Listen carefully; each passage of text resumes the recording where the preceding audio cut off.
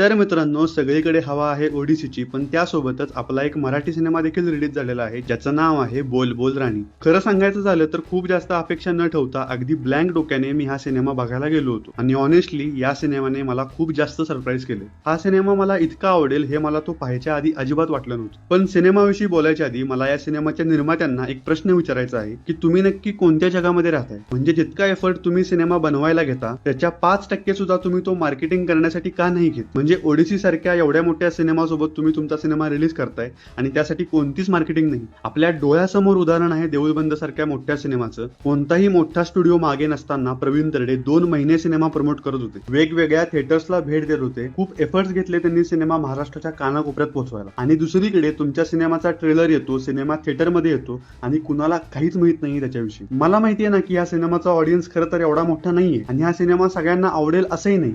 या सिनेमात कसलेच कमर्शियल एलिमेंट्स नाहीयेत आणि हा देऊळ बंद, राजा शिवाजी यांसारखी कमाई कधी करूही शकला नसता. पण जितकाही लिमिटेड ऑडियन्स होता ज्याला आवडतात अशा प्रकारचे सिनेमे पाहिला, तुम्ही त्यांच्यापर्यंत देखील पोहोचू शकला नाही, ही तुमची चूक आहे. असो, आता आपण वळूया आपल्या रिव्ह्यूकडे. तर हा एक मर्डर मिस्ट्री सिनेमा आहे. सई तामणकर, चिन्मय मांडलेकर, सुबोध भावे, संभाजी सासने अशी स्टारकास्ट आहे या सिनेमाची. बाकी सिनेमात जास्त कॅरेक्टर्स नाहीयेत, केवळ याच लोकांच्या अवतीभोवती हा सिनेमा फिरतो. सर्वात आधी मला बोलायचंय सई तामणकर विषयी. कारण कसं होतं, जेव्हा तुमच्या नावाशी ग्लॅमर अटॅच केलं जातं ना, तेव्हा ती इमेज ब्रेक करून स्वतःची वेगळी ओळख निर्माण करणं खूप चॅलेंजिंग होत जातं. तुम्हाला तशी संधी देखील कमी मिळते आणि प्रेक्षक सुद्धा तुम्हाला त्या रोलमध्ये ऍक्सेप्ट करतीलच याची काही खात्री नसते. पण तरीही सई तामणकरने मागच्या काही वर्षांमध्ये बऱ्याच सिनेमांमध्ये स्वतःची टिपिकल इमेज ब्रेक करण्याचा प्रयत्न केलेला आहे. ज्याही प्रकारचे रोल्स तिने केलेले आहेत त्यातून ती किती चांगली अभिनेत्री आहे हे दिसून येतं. आणि स्पेशली या सिनेमाविषयी तर मी हे खात्रीने सांगू शकतो की हा तिचा मी पाहिलेला आजवरचा सर्वात चांगला परफॉर्मन्स होता. वेगवेगळ्या रूपांमध्ये आपल्याला सई तामणकर दिसते या सिनेमामध्ये आणि प्रत्येक रूपात ती तितकीच शोभून दिसते, तितकीच कन्व्हिन्सिंग दिसते. तिने पहिल्या सीन पासून शेवटपर्यंत फिल्म कॅरी केलेली आहे. केवळ तिच्यासाठी, तिच्या टॅलेंटसाठी तुम्ही हा सिनेमा नक्की पाहू शकता.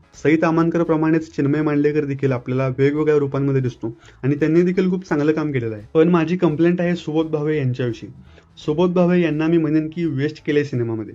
त्यांची भूमिका पण लहान आहे आणि त्यांच्या रोलविषयी लक्षात ठेवण्यासारखं काहीच नव्हतं. अजून चांगल्या प्रकारे त्यांचा रोल लिहिता आला असता आणि या कथेशी त्यांना जोडता आलं असतं असं माझं मत आहे. असो, आता आपण वळूया या सिनेमाच्या प्लॉटकडे. इथे मला एक गोष्ट सांगायला आवडेल की एखाद्या टिपिकल मर्डर मिस्ट्री सिनेमाचं ग्रामर हा सिनेमा फॉलो करत नाही. या सिनेमाचा फोकस मर्डर कुणी केला, कसा केला यापेक्षा एका मर्डर मागचं सत्य आणि त्या सत्याकडे पाहण्याचे वेगवेगळे दृष्टिकोन याच्यावर होता. आता याचा नक्की अर्थ काय आहे ते समजून घ्या. एकच घटना वेगवेगळ्या व्यक्ती वेगवेगळ्या पर्स्पेक्टिव्हने बघू शकतात. एखादा माणूस जेव्हा एका घटनेचं वर्णन करतो तेव्हा ती घटना तशीच झाली असेल हे गरजेचं नाही. ती व्यक्ती कदाचित अननोईंगली किंवा जाणीवपूर्वक त्या घटनेचं तिच्या डोक्यात असलेलं वर्जन तुम्हाला सांगत असेल. कारण त्या माणसाने पाहिलेलं आयुष्य, त्याचे अनुभव वेगळे आहे, त्याची लाईफस्टाईल वेगळी आहे आणि त्यामुळेच एका घटनेकडे वेगवेगळ्या व्यक्ती वेगवेगळ्या प्रकारे पाहू शकतात. मला जी गोष्ट मोरली करेक्ट वाटते ती तुम्हाला देखील वाटत असेल हे गरजेचं नाही. माझ्यासाठी जी व्यक्ती विलन असेल ती तुमच्यासाठी हिरो असेल. आता एक साधं उदाहरण द्यायचं झालं तर समजा मी एका डॉक्टरकडे गेलो आणि ते डॉक्टर प्रचंड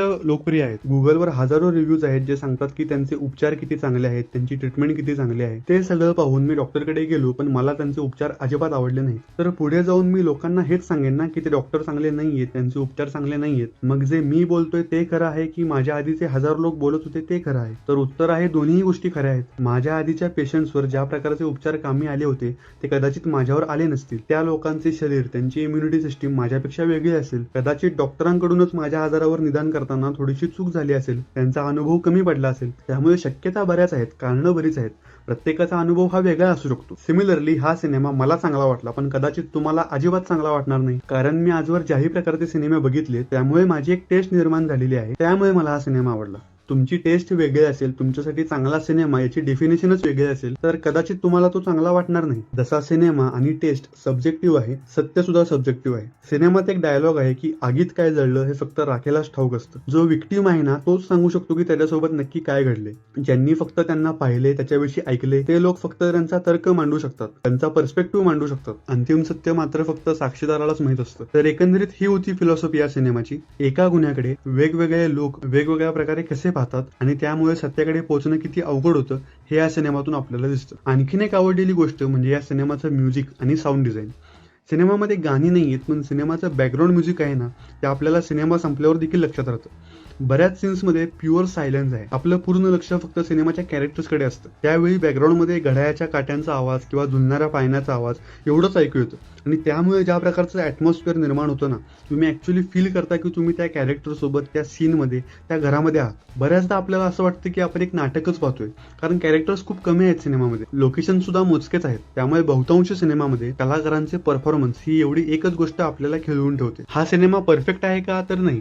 बऱ्याच गोष्टी चांगल्या होऊ शकल्या असत्या, पण स्पॉइलर फ्री रिव्ह्यू असल्यामुळे काही गोष्टींविषयी मी बोलणार नाही. पण जितकेही चॅप्टर्स किंवा कथा आहेत ना या सिनेमामध्ये, आता ते कसले चॅप्टर्स आहेत हे मी सांगत नाही, पण या सिनेमाचा पहिला चॅप्टर जितका इम्पॅक्टफुल वाटतो ना आपल्याला, त्याच्या पुढचे चॅप्टर्स हळूहळू फिके वाटायला लागतात. त्यामुळे इंटरवल नंतर सिनेमाचा इम्पॅक्ट थोडा कमी जाणवतो. आणि या सिनेमाचा शेवट सुद्धा ज्या नोटवर त्यांनी हा सिनेमा एंड केलाय ते मला आवडलं. तो अशाच प्रकारे एंड व्हायला हवा होता असंही माझं म्हणणं आहे, पण तो अजून चांगला करता आला असता. क्लायमॅक्स साठी त्यांनी थोडा जास्त वेळ द्यायला हवा होता. बाकी सिनेमात असे बरेच सिक्वेन्स आहेत जे थोडेसे खेचलेले वाटतात.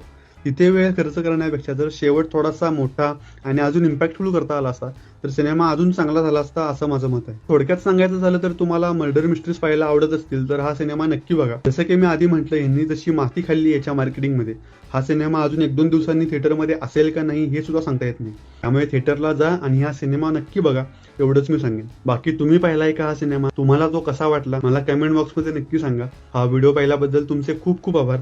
धन्यवाद.